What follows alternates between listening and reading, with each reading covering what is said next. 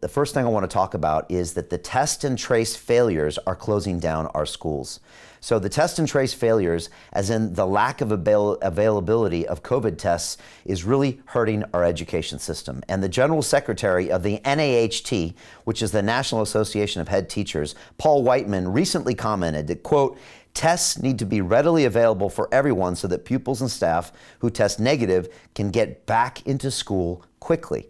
He went on to say the government assured us that this would be ready, but at the first sign of stress, it seems to be falling over. And he finished, this will put the successful and sustainable return of schools at serious risk. And so they went on to survey 736 school leaders by the Leadership Union, and they found these stats. And I want to show you this on screen. And this is what's quite alarming to me. Currently, 82% of schools have children that are currently absent because they cannot get a test. 82% of our schools have absent children because of this. But it goes on further. 45% report staff are currently not at work because they cannot get a test. Again, the government failures is having a massive impact on our education system. And if you go even further, you find out that only 14% have had confirmed cases of COVID-19 in their schools. So again, here you see a massively disproportionate response to the virus. We have a small number of actual confirmed cases, and yet most of our schools and many of our leaders and teachers cannot report to school because they can't get the tests they need in a timely fashion.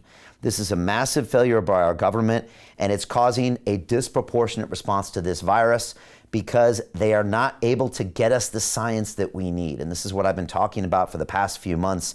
And it's really affecting our schools. It's affecting our education system, and it's affecting and turning our kids into what we're calling a lost generation.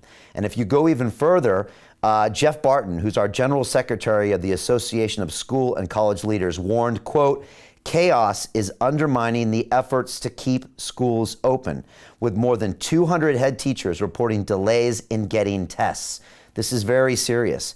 And when you go even further, Kevin Courtney, who's the Joint Secretary of the National Education Union, said the government needed to do more. He said, quote, heads have told me they find it extremely frustrating because they have made their schools COVID secure, but then they find out it's been undone by the lack of tests.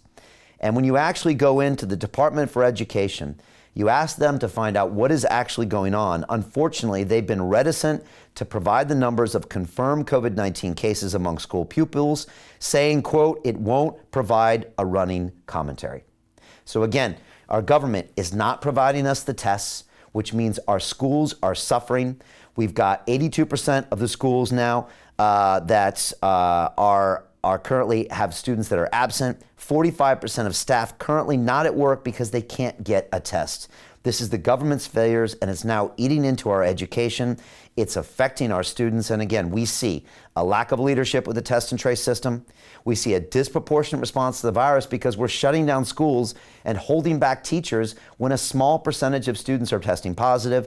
And finally, we're seeing a complete lack of science-based decision-making because we cannot get the tests back into the people's hands that need them right away.